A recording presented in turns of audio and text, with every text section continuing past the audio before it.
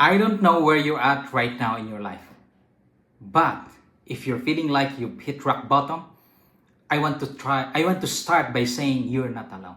I've had moments in my own life wherein I felt like the walls were closing in and nothing was going the way I hoped for. It's not easy to admit, but we've all been there in one way or another. The Bible reminds us in Psalm that the Lord is close to the brokenhearted and saves those who are crushed in spirit. And in Matthew, Jesus says, "Come to me, all of you who are weary and burdened, and I will give you rest." That's powerful, isn't it? Knowing that even in our worst moments, God sees us, cares for us, and wants to give us rest. It's awesome to have a God that thinks and cares for us. So today, I want to share a few stories and reflections that have helped me understand what to do when life knocks us down. And believe me, I have been knocked out countless of times. I hope they encourage you just like they have encouraged me. But sometimes it helps to see how others have motivated or have navigated their lowest points in order to understand our own journey. And the Bible is full of stories of people who hit rock bottom but still found hope and restoration through God. Let's take a look at a few examples. One story that always gets me is the prodigal son, found in Luke. Imagine this. You have demanded, or somebody has demanded, or he has demanded his inheritance from his father. And then blowing it all on reckless living and ending up feeding pigs just to survive. That's what the prodigal son did. He hit such a low point that he even considered eating the foods given to pigs just so he could have something in his stomach.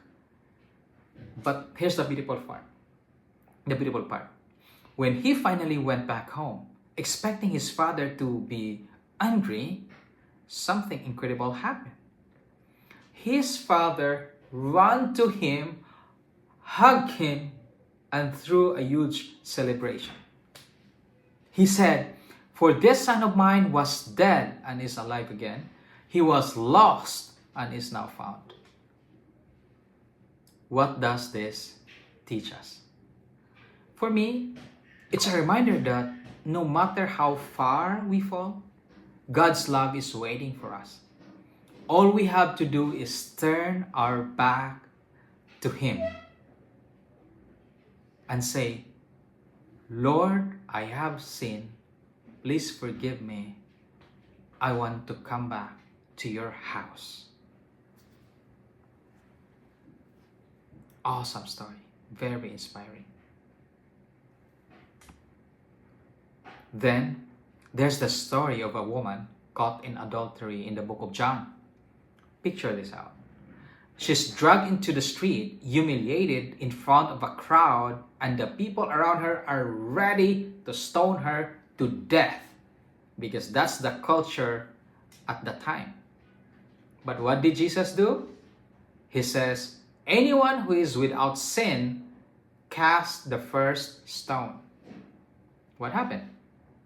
Nobody did. One by one, they all left and walked away. Then Jesus turned to her and says, "Neither do I condemn you. Go, live. Live your life of sin." Every time I read this, it reminds me that God's mercy is bigger than any of my mistakes or your own mistakes. He doesn't define me by my past or your past. Instead, He offers us a future filled with hope and grace and love. And of course, there's another story in the Old Testament, a very famous story you might know, the story of Job. I think about Job when life feels overwhelming. He lost everything. His wealth, his family, even his health. And yet, there's something about him that's so remarkable that none of us can compare. In his suffering, he kept seeking God. He kept praying, even when he couldn't understand what was happening. How many of us are very quick to complain about traffic or about the little things that happen to us? Job never had a single complaint to God. So in the end, God restored everything he had lost and blessed him even more than before. That's the kind of faith I want to have. What about you? Keep trusting God even when nothing makes sense. Because in the chaos, even in the chaos, God's love is steady and he's working to bring the good things to you. These stories have something in common.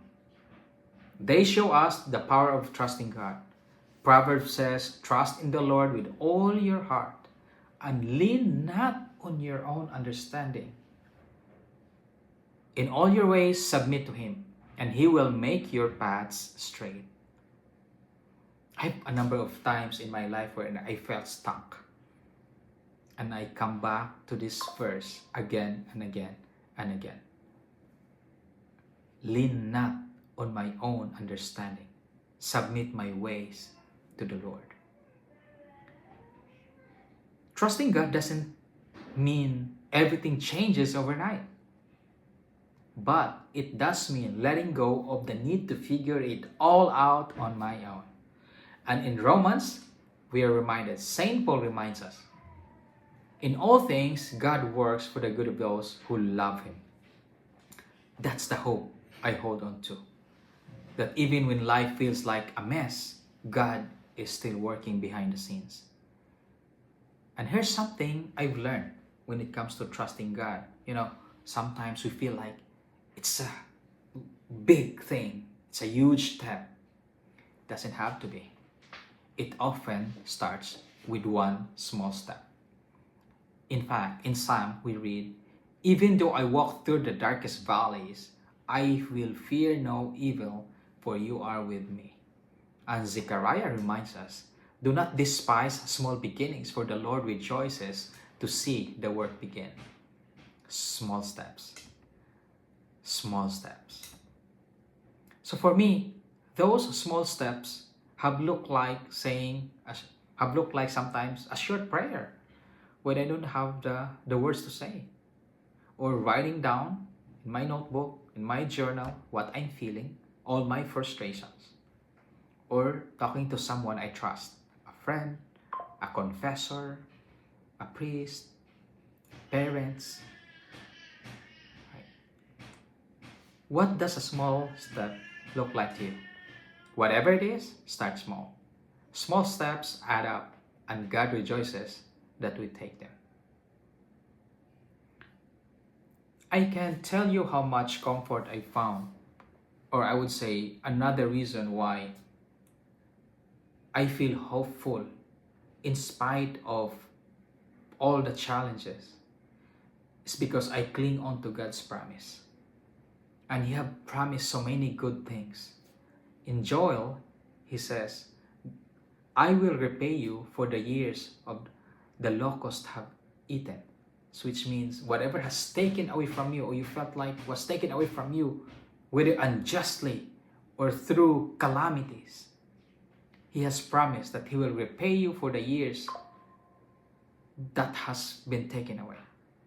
And in Isaiah, he promises to make a way in the wilderness and streams in the wasteland.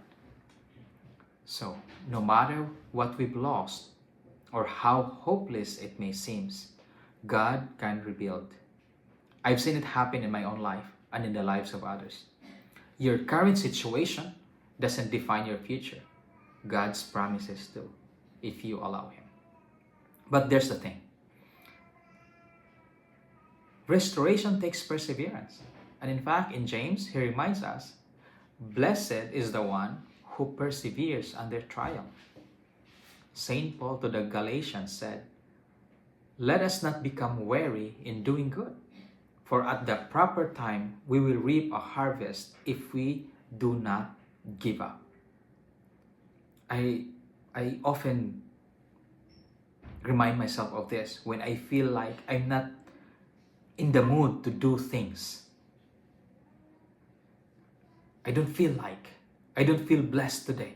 I don't feel like waking up. I don't feel like I'm going to work. I don't feel like doing the business. But St. Paul is reminding us to never be weary of doing good. For at the proper time, we will reap a harvest if we just do not give up. It's not easy to keep going when we're at rock bottom. I admit that, and I know that. But every single step matters, and God sees it. So keep going, don't give up. So, before I close this, I'd like to say a little prayer. God, thank you for meeting us where we are.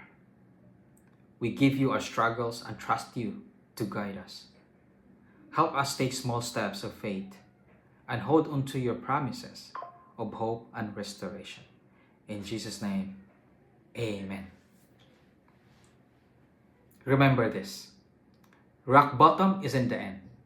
It's just the beginning of a new chapter.